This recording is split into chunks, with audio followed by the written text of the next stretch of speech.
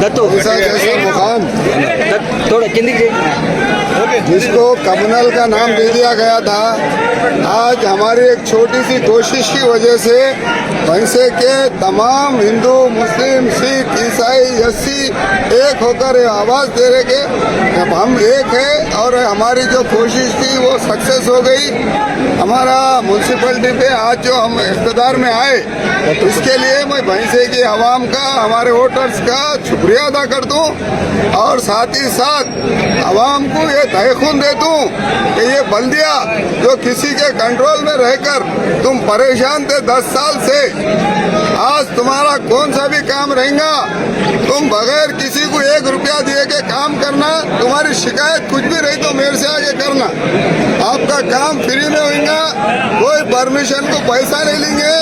किसी भी काम की रिश्वत बल्दिया में नहीं चलने देंगे। आप लोग जिस तरह से वोटिंग देकर हमारा साथ दिए, अब जो हिंदू मुस्लिम एकता के नाम पे जो हम मिशन चला रहे भैंसे की तरक्की के लिए, उसके लिए आप लोग हमेशा हमारे साथ रहिए। इतना कह के मैं अपना